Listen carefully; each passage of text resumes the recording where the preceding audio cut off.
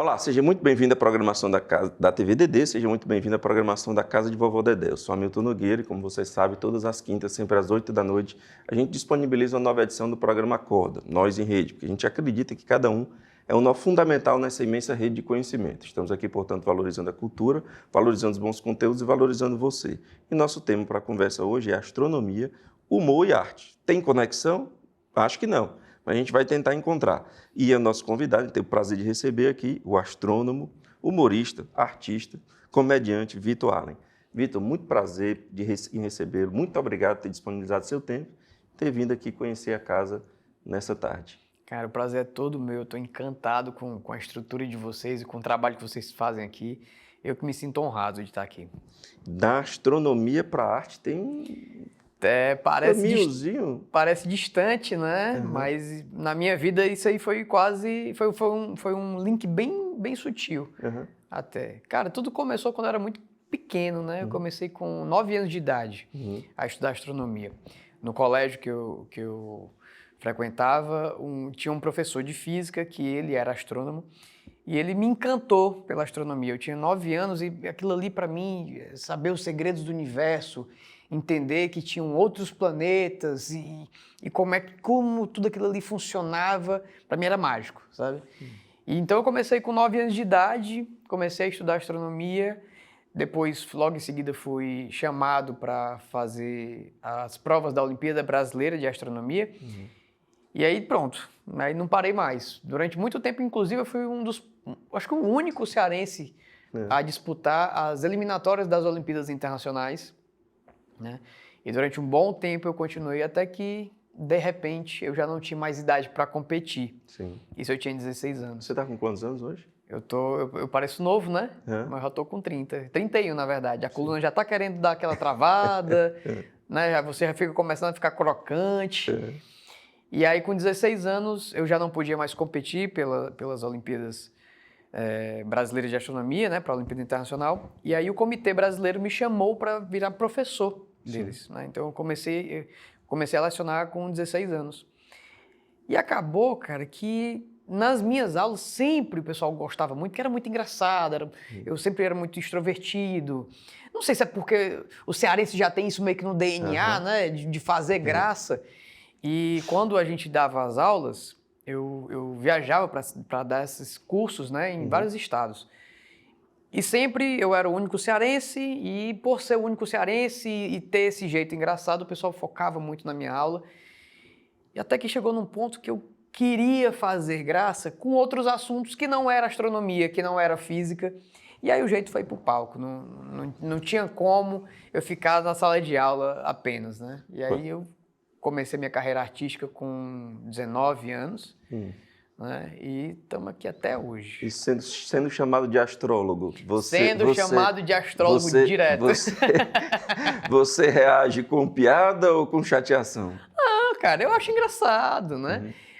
As pessoas, às vezes, tem alguns astrônomos que ficam chateados, que isso é uma ofensa, mas não, a astrologia, ela está no imaginário popular do mundo inteiro, né? Desde que o mundo é mundo. A astronomia e a astrologia, elas nasceram juntas, né? A astrologia, ela é uma tentativa de entender o universo ao seu redor. Só que, infelizmente, não tem base científica nenhuma, né? Os conceitos, tanto é que os conceitos que são usados na astrologia são conceitos defasados, são conceitos errados. Um exemplo simples. As pessoas, elas falam dos signos, né? Que o signo tem a ver com a sua personalidade. São quantos signos? Não sei. 12, né? 12, né? né? Mas então, existem 13 constelações zodiacais e não 12. Já temos um grande problema aí, porque tem gente que acha que é de Áries e, na verdade, é de Touro. Tem gente que acha que é de um signo X e é de um outro signo completo. Então, tem uma subdivisão aí temporal que é equivocada. Total, a maioria dos signos estão errados. Então, assim, se você acha que é de um signo, pode ter certeza que pela astronomia você não é. E aí você se identifica com o que está escrito ali no seu, de repente você é de outro e não tem nada a ver. Exatamente. E ainda tem um outro detalhe. A astrologia, ela usa muito do efeito placebo, né? Hoje vai acontecer uma coisa muito importante. E pode não acontecer nada de importante, mas qualquer coisa que acontecer, você vai imaginar, não, se aconteceu hoje, é porque tem uma importância. E você vai procurar essa importância, tá entendendo? Por exemplo, você lê no horóscopo, né? Hoje é um dia muito importante no seu trabalho. Se você receber uma promoção ou for demitido, você vai entender aquilo ali como algo de importante que aconteceu no seu trabalho. Ou se um amigo for promovido, se o amigo for despedido, também é um importante Exatamente. impacto, né? Você vai tentar caçar alguma coisa que aconteceu no seu dia para encaixar com o que você leu. O meu ceticismo sempre desconfiou dessas coisas. Pronto. Aí, eu concordo plenamente. E assim, isso eu contei só um aspecto, né? Que é o 13º signo do zodíaco, que é a constelação do Ofiuco. Né? Mas existem vários outros pontos, por exemplo, planetas regentes. A astrologia, ela coloca planetas regentes, ela coloca Plutão como planeta regente. Mas Plutão não é planeta. E aí? Na época vou dar outro exemplo. Na época do Kepler, né? Sim. Na época do Kepler, ele era astrônomo e astrólogo. Sim. Ele era astrólogo porque era a profissão que pagava. Ninguém pagava astrônomo, mas pagava astrólogo. E na época de Kepler, não tinha descoberto Urano, Netuno, Plutão. E aí? Então quer dizer que o mapa daquela época estava errado e o dessa época está certo? E aí? Ou os dois estão errados? Muito provavelmente os dois estão errados, né? Ou os comportamentos da humanidade mudaram e se encaixaram de formas diferentes, né?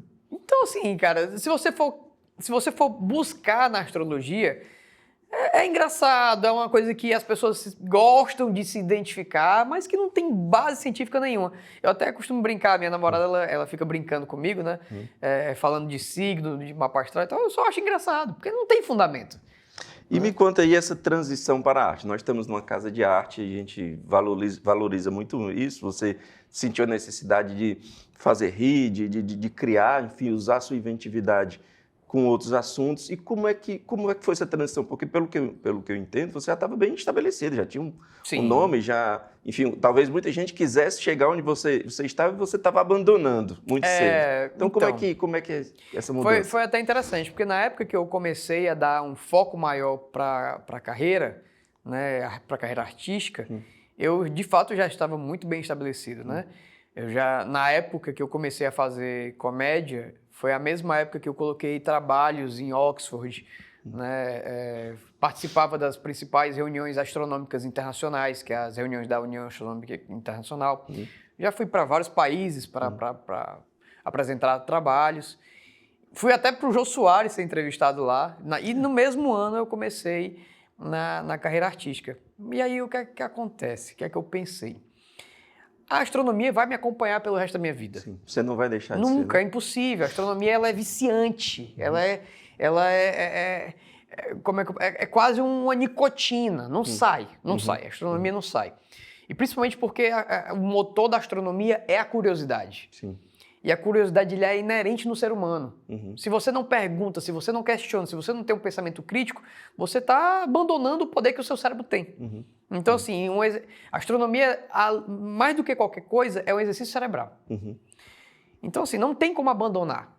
E eu já estava formado em física, né? Já estava me formando em física.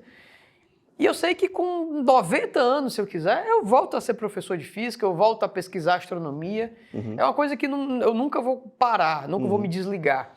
Mas a carreira artística, ela às vezes, ela precisa de um fôlego maior, de uma, como é que eu posso dizer? De uma doação física maior até. Então, o que é que eu pensei? Eu já estou muito bem estabelecido nessa área, eu já galguei postos importantes. Quando eu parei de dar aulas, eu dei aulas em quase todos os colégios de Fortaleza por mais de 10 anos, né? Mas eu decidi, não, eu vou apertar o pause aqui e eu vou me focar na carreira artística. Por quê? Porque da mesma forma que eu consigo impactar muitas pessoas com a educação, eu consigo impactar muitas pessoas com a comédia. E a comédia, ela às vezes dá uma devolutiva pra gente que às vezes a gente nem espera. Aconteceu já algumas vezes, mas a última, mais recente, eu estava em Guaramiranga, eu estava com a minha namorada, a gente estava passando o final de semana lá, e a gente foi pro Pesque Pague. Aí eu estava sentado na mesa, a gente tinha acabado de pedir o almoço, e aí chegou uma moça, olha, eu estava de máscara, chegou uma moça, e aí falou assim, você é o Toninho, né, do Cabras da Peste? Eu disse, sou. Posso bater uma foto? Pode, claro. Fui, me levantei, bati a foto com ela, voltei a almoçar. Até aí, tudo bem, né? O carinho do fã. Sim. Não imaginava. Meia hora depois, ela posta foto com um texto dizendo que a menina tinha depressão crônica e que quando ela começava a sentir que ela estava mal, ela colocava os primeiros 15 minutos do Cabra da Peste. E ela falava que quando ela assistia aqueles 15 minutos, era o suficiente para deixar o dia dela feliz. Olha o peso que a arte causa na vida de uma pessoa. Eu fico até arrepiado, cara, só de pensar numa situação dessa. E não foi a primeira vez que eu escutei algo do gênero. Mas bastaria essa experiência para justificar todo o trabalho que se dá de criação, né? Já você saber que você faz bem continuamente a alguém que você não conhece. Com toda certeza. Quando eu penso que quando eu subo num palco para fazer show, aquelas pessoas, elas estão depositando o tempo delas, que é o bem mais precioso que uma pessoa tem na sua vida, que é o seu tempo. E ela está depositando, está confiando aquele tempo nas minhas mãos para que eu leve um momento de felicidade, um momento de descontração, para ela esquecer momentaneamente os problemas dela. Cara, isso é uma importância muito grande. Né? E se você parar para pensar que isso é no palco, mas o palco, hoje em dia não tem mais a distinção de onde termina o palco. Né? Porque as pessoas levam isso para a internet e a internet pode entrar na casa de todo mundo. Então, assim, o alcance de um trabalho desse é muito grande, consequentemente o impacto nas pessoas é muito grande e isso, hoje em dia, é o meu maior combustível, sabe? Você já sofreu ou sofre de alguma forma os impactos negativos de uma superexposição?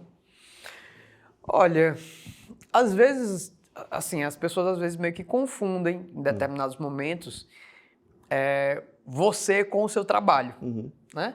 Então, por exemplo, quando uma pessoa chega e me pede uma foto, ou me encontra na rua e quer conversar, eu fico muito feliz, porque, querendo ou não, isso é um reconhecimento de um trabalho bem feito. Se eu não estivesse fazendo um trabalho bem feito, eu não teria, não teria aquele momento, né? Aquele momento não existiria. Mas, ao mesmo tempo, a gente é cobrado por exemplo, a gente é cobrado por emitir posicionamentos o tempo inteiro, como se a gente fosse um bastião da influência, quando, na verdade, a comédia, ela pode sim ter um pensamento crítico, mas ela pode ser apenas um elemento de entretenimento, entendeu? Não obrigatoriamente a música ela tem que levantar uma bandeira ou defender uma causa. Às vezes apenas é um momento de alívio para a pessoa, né, naquele momento. Então eu percebo que cada vez mais a sociedade ela pressiona os artistas para emitirem uma opinião, para se posicionarem contra ou a favor de algo e às vezes esquecem da arte, entendeu? Às vezes elas pressionam muito por um viés que não é a essência do artista, né? E eu acho que às vezes a gente tem que começar a dissociar isso, sabe? Nessa pressão, principalmente que a gente vive num ambiente extremamente tenso, fazer rir ficou mais fácil ou ficou mais difícil?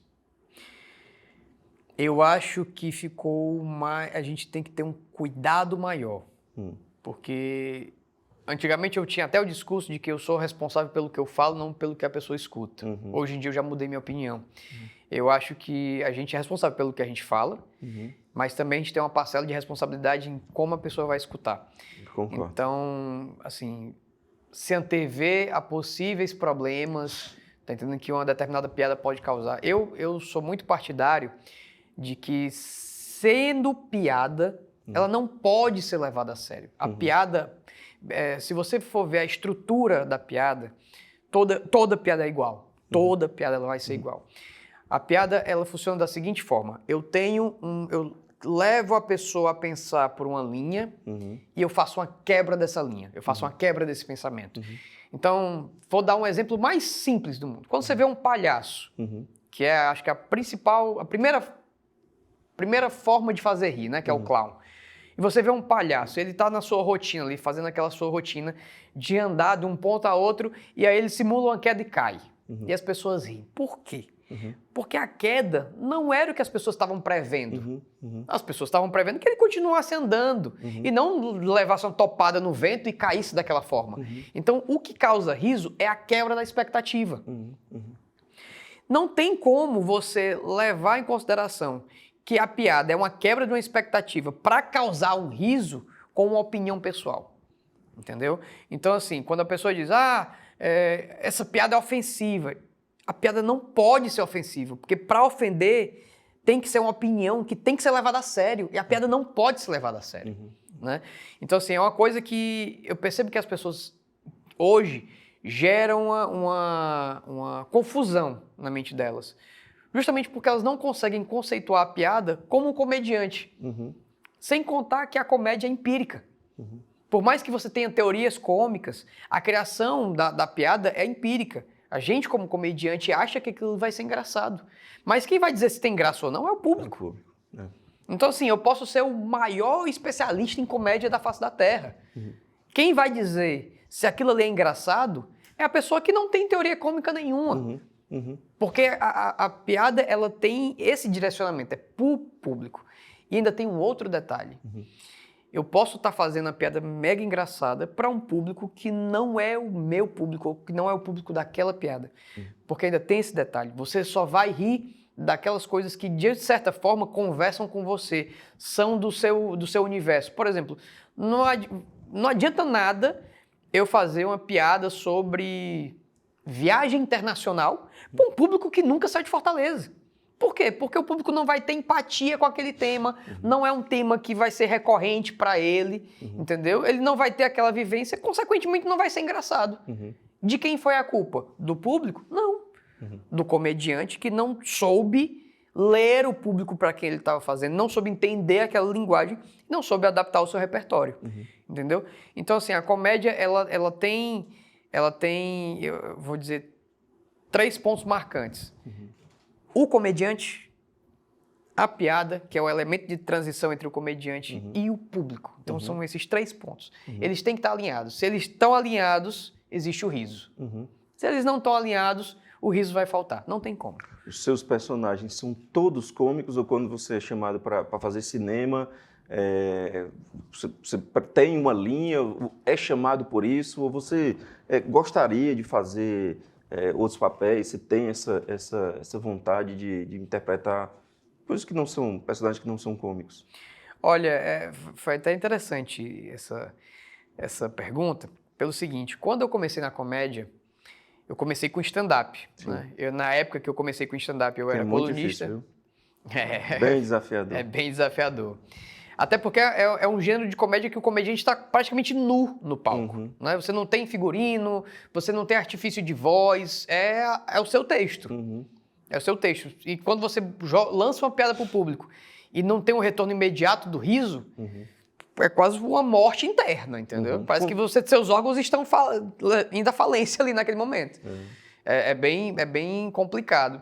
Só que eu, na verdade, eu fiquei encantado pela comédia em si. Então, quando eu comecei no stand-up, e eu percebi que não era só daquela forma que dava para extrair o riso da pessoa, e tinham várias outras linguagens. O cartoon é uma linguagem fascinante, o próprio clown, né? E aí eu caí nas artes cênicas, né? Comecei a estudar teatro, e daí que eu cheguei no cinema. Só que o teatro e o cinema são outros universos. Sim. E a comédia é um ponto deles. Então, assim, por mais que a comédia também seja o universo, mas o cenário da atuação, ele permite que você viva outras realidades. Isso é muito encantador. Então, assim, hoje eu sou chamado principalmente para fazer papéis cômicos. Adoro fazer, amo. Principalmente, mas não exclusivamente. Mas não exclusivamente. E, inclusive, eu estou com outros projetos, né, da qual eu escrevo, também eu sou roteirista, né? Da qual eu escrevo e estou fazendo outros personagens que não são personagens cômicos. E aí é o desafio para o comediante. Eu fiz essa pergunta porque aos 31 anos de idade, tendo experimentado tanta vivência na astronomia e decidido mudar de carreira ou agregar mais uma carreira que não necessariamente é tão afeita à primeira, eu imagino que ainda tem uma trajetória longa, onde você quer experimentar outras linguagens, escrever um livro, enfim. E tudo isso, assim, para quem não mexe, eu já escrevi alguns livros, já escrevi crônicas, enfim. São linguagens distintas que, para o público, pode parecer que é tudo igual. Pode parecer que é a mesma energia criativa. E é absolutamente diferente. São outras posturas, você bebe de outras fontes, você se desgasta, você sofre internamente, você nunca acha que está bom. Enfim, isso, aos 31 anos tem ainda uma estrada longa, né? Com certeza. Então, do teatro, porque quando você está performando como stand-up, né, no palco, tem até alguns comediantes que discordam de mim, mas para mim é muito claro. Se eu estou num palco de teatro fazendo uma performance cômica, eu estou interpretando uma persona. E isso é atuação. Até porque o comediante que está ali no palco, ele está falando piadas, não é opinião. Então ele é um ator. Naquele momento ele está atuando. Né? E quando você sai do teatro, fazendo comédia no teatro, e você vai para o audiovisual, você vai para o cinema para fazer comédia lá, é comédia, ok. Mas são linguagens completamente diferentes. O teatro você tem que ser mais expansivo, você tem que deixar mais marcado os pontos. No cinema, não. No cinema... Você tem que estar preparado para algo que você não está esperando, né? Por exemplo, dizer algo e ninguém ri. Exatamente, exatamente. Não, é muito comum você tá ali gravando uma cena que você sabe onde vai ser o riso, você sabe onde você vai colocar ali a atuação, mas quando terminou, quando o diretor grita corta, é a próxima cena. Não tem a volta, né? Não tem a devolutiva do riso. Às vezes tem, às vezes quando o diretor grita corta, tá todo mundo do set se acabando de rir, todo mundo guardando o riso. Existem, inclusive, histórias fantásticas de situações dessas, né? no cinema. Mas é bem diferente. A linguagem é outra, porque a câmera, ela foca, por exemplo, você vai dar um close, né? E a piada está no seu gestual. Imagina que se isso for passar no cinema, teu rosto vai estar do tamanho daquela tela. Então você não pode ser expansivo, você tem que ser mínimo, você tem que ter mais, como é que se diz? Ser mais detalhista nos movimentos. Mais cirúrgico, né? Mais cirúrgico, exatamente. Tá. Vitor, me diz uma coisa. Tem uma geração de comediantes que explodiu no Brasil, foi muito conhecido. Depois teve um período em que essa comédia ficou sendo explorada na noite de Fortaleza, etc. E veio um grupo completamente diferente. Jovens, engraçados, talentosos, etc. Mas você concorda que é bem diferente dessa primeira motivação, dessa primeira leva de grandes artistas? Sim. E que parece que até que bebem de fontes diferentes, parece que talvez trazido pela internet, qual a diferença do público e desse tipo de linguagem artística? Eu vou responder a tua pergunta de uma forma inversa. Tá. Existe uma teoria na psicologia de que o riso ele muda a cada 20 anos. Mas por quê? Como eu te falei, o elemento principal do riso é o público. E o público muda, as pessoas mudam. 20 anos já é uma geração completamente diferente. Se você pergunta hoje para um jovem sobre o Jô Soares, ele não vai te responder. Agora, se você perguntar quem é a Boca Rosa, ele vai saber quem é. Por quê? Porque está do cotidiano dele. E eu já não sei quem é. E você já não sabe, pois é. Mas isso é natural, por quê? Porque primeiro a gente está vivendo uma era de uma avalanche de informação o tempo inteiro. Uma criação de conteúdo desenfreada o tempo todo, com a distribuição rápida. Né? Hoje que não em dá dia, tempo de entender, não dá tempo de de absorver, de refletir a respeito. Exatamente. Hoje em dia a notícia sai hoje e amanhã já não tem mais relevância, porque tem muita notícia. Entendeu? Mesmo os escândalos, né? Nascem e morrem muito rápido. Exatamente. Então, o que é que eu acredito muito? Quando veio essa primeira geração, né, de comediantes cearenses, e aí eu posso até dizer com uma certa propriedade, né, que começou ali com a Raimundinha, né, com o Paulo Diógenes, com o Espanta. Com o Espanta. Que não caberia hoje de forma alguma. Não caberia, mas existem comediantes que seguem na linha dele e fazem um determinado sucesso. Né? Mas Raimundinha, Escolástica. A Escolástica já começou de uma outra escola. Bad do humor, né? A Escolástica, ela começou, ela fazia performance de drag queen em boate. Isso. Então, a escola da Escolástica já foi do drag queen.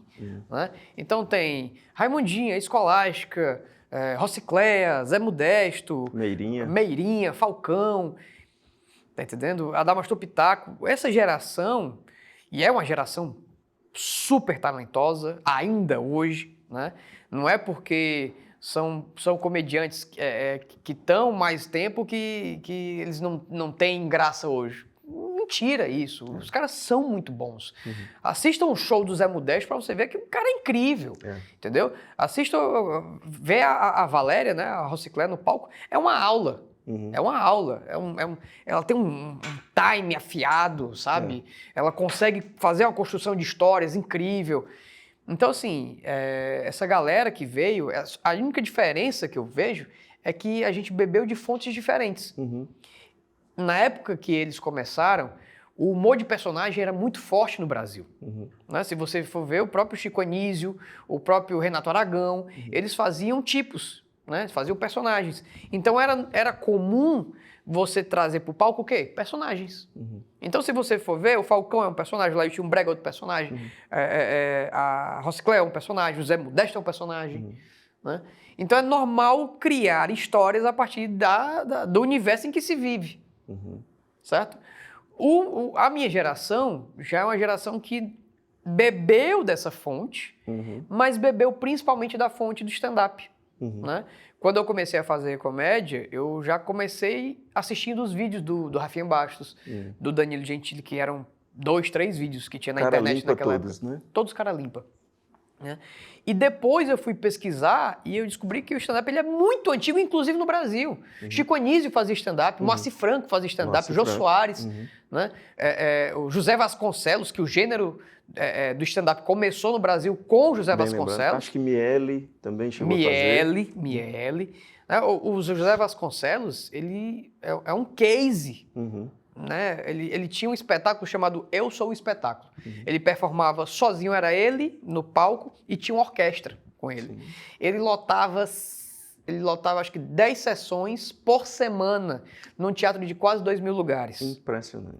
Durante anos que isso aconteceu. Ele ganhou tanto dinheiro que ele pegou boa parte desse dinheiro para fazer o grande sonho dele, que era montar uma Disneylândia no Brasil, que ele tentou fazer, o nome era Vasconcelândia, talvez por esse nome que não deu certo. Talvez. Né? Mas ele não conheço essa história, interessante. Mas ele é um grande case, né, de sucesso na comédia stand-up. Foi ele que começou, não tinha isso. Depois que veio o Jô Soares, depois que veio o Chico Anísio, tem um vídeo do Chico Anísio no YouTube, que é ele fazendo a apresentação do Prêmio Roquete Pinto. Cara, é incrível. Costinha.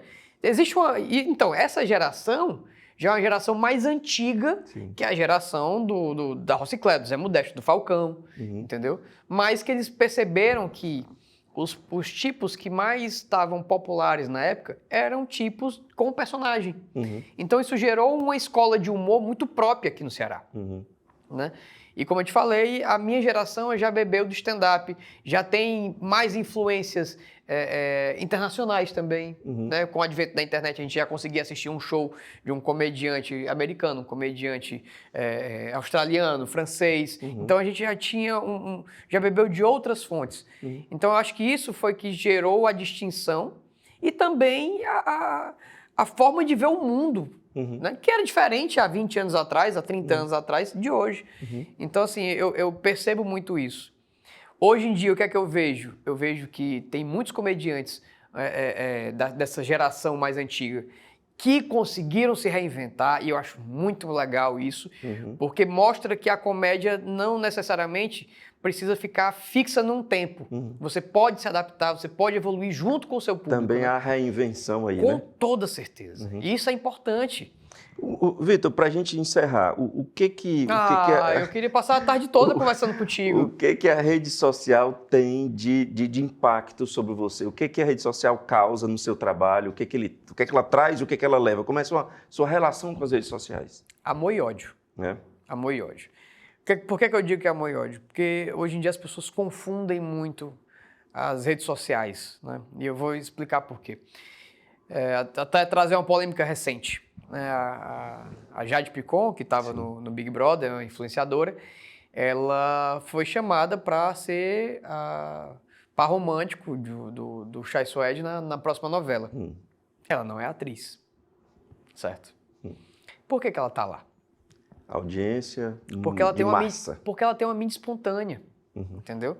Eu não vou criticar jamais um canal de TV ou um stream por fazer esse movimento, até porque um canal de TV e o stream, eles vivem de audiência, então eles têm que ter esse público agregado. Ao mesmo tempo que você precisa ter um certo cuidado com o conteúdo que você está levando. E existem vários produtos que colocam, principalmente influenciadores lá dentro, e os produtos não têm uma boa qualidade. Quer dizer, a exclusividade da quantidade. Não é nem a quantidade acima da qualidade, mas é a quase exclusividade. Exatamente. Então, qual é o meu receio? O meu receio é de, com o passar do tempo, isso ficar cada vez mais comum e a qualidade que está embutida no trabalho de ator ser apenas como é que se diz? Ela ser vinculada diretamente com a audiência que esse ator já tem. Entendi. Porque como é que eu vou lançar novos talentos? Como é que vai vir uma safra nova? Quer dizer que eu tenho que primeiro ser influenciador para depois ser ator? Talvez esteja acontecendo um pouco isso com os músicos, né? Músicos de qualidade. Exatamente. Aqueles que estudam música, de fato, e não apenas viralizam algo do TikTok. Exatamente. Então, assim, eu tenho um certo receio com relação a isso. Fico com medo. Não tô, né, eu citei o exemplo da Jade porque foi um exemplo que está em voga, mas ela pode ser uma excelente atriz. Ela pode ter uma vertente de atuação muito boa, entendeu? E pode ser bem justificado. E eu acredito que para a Globo colocar alguém lá, deve ter feito o teste, ela deve ter se saído bem em um determinado ponto. Eu acho que é necessário entender a sua preocupação no limite dessa palavra, preocupação. Ou seja, não é uma crítica efusiva, não é uma agressão, é uma preocupação. E preocupar-se com os rumos da arte, de todo e qualquer tipo de produto de massa, eu acho que só pode ser benéfico. Com toda certeza. Até porque, pelo menos eu boto muito isso pro meu trabalho, eu sou muito perfeccionista, certo? Muito. Então, tudo que eu vou entregar para o público, eu penso muito antes de colocar. Quando eu vou colocar uma piada nova, eu já pensei em vários formatos para aquela piada, entendeu? Quando eu vou abordar um tema diferente, eu penso de várias vertentes. Quando eu vou fazer um personagem, ou quando eu vou escrever um roteiro, eu imagino muito cada detalhe, entendeu? E hoje a gente vive numa era muito imediatista. As pessoas vivem na era do YouTube, ali, onde liga a câmera, grava e já posta. Não se preocupa com o roteiro, não se preocupa com a atuação, com o cenário que você vai fazer, com a fotografia que você vai dar para a imagem. Eu acho que talvez por isso que eu ame tanto cinema. Sim. Porque o cinema é o reduto dessa arte. Tem uma elaboração, né? Total. Você, assim, depois que você entra pro cinema e você percebe o cuidado com que aquilo ali é feito, cara, é de deixar o olho cheio d'água, de tão bonito que é. Por exemplo, uma coisa que o pessoal não entende, mas quando você está ali vendo uma cena com 2 atores, você está vendo só os 2 atores. Ao redor daqueles 2 atores tem pelo menos 40 pessoas trabalhando simultaneamente. Tem o operador de câmera, tem o técnico, o pessoal que está responsável pelo trilho do slide, tem o iluminador, tem 3 assistentes de direção, diretor, tá todo mundo ali. Tem o pessoal da maquiagem que, numa pausa, vai lá, corre pra retocar a maquiagem, entendeu? O pessoal da maquiagem de cinema é um negócio de outro mundo. Todos ali preocupados em levar um bom produto para quem está assistindo. Cara, e é exatamente essa união. Tanto é que quando a gente grava um projeto desse e termina as gravações, a gente se sente órfão. Eu tava gravando... Por isso tem que criar um outro. A necessidade de já, né? Exatamente. A gente estava gravando recentemente uma série para streaming, né? E a gente passou 3 meses gravando. Aí tu imagina, passar 3 meses convivendo com os mesmos atores, os mesmos maquiadores, toda aquela equipe ali, quando termina você fica, gente, eu quero continuar. Daquela bad, né? Vamos logo acelerar aí a 3ª temporada, a 2ª temporada, pra gente se rever de novo, né? Porque você fica tão imerso naquele ambiente onde todo mundo tá querendo fazer o melhor, entregar o melhor, tá entendendo? Que aquilo ali é contagiante. E eu tenho medo disso ficar restrito ao cinema. Eu tenho medo de que isso não resvale para outras áreas, entendeu? Eu percebo isso. Cada vez mais a gente está dando importância ao medíocre. E não estou falando do medíocre como ruim, mas no mediano. Ninguém se esforça para entregar um bom trabalho. O ordinário, né? O ordinário, do ponto de vista da ordinariedade. Sai fazendo qualquer coisa de forma regular. Exatamente. Enfim, Vitor, eu agradeço imensamente aqui a sua visita na casa. A casa está de portas abertas para que... Enfim, para o que você desenvolver, acho que você vai desenvolver muita coisa. Com toda certeza, a minha cabeça aqui já está fervilhando. E você tem aí 30 segundos, essa câmera aqui, o tempo que você precisar para um recado final. Pronto, quem gostou dessa entrevista, eu peço que me siga nas redes sociais, né? Porque agora, se não tiver seguidor, a gente não é mais ninguém, então me siga aí nas redes sociais, né? @VictorAllen, tem o meu canal no YouTube também. E me assista aí, tem trabalhos na Netflix, tem trabalhos na Globoplay, né? Em breve a gente está vindo aí com mais 2 obras novas, que é Bem-vindo a Quixeramobim, que vai sair nos cinemas, e Cangaceiros do Futuro, que vai estrelar na Netflix. Vitor, imensamente agradecido. Estamos aqui falando sobre astronomia, humor e arte com o astrólogo, estou brincando, Vitor Allen. Muito obrigado pela boa companhia. Até quinta que vem, semana que vem. Tchau, tchau. Até mais, tchau, tchau.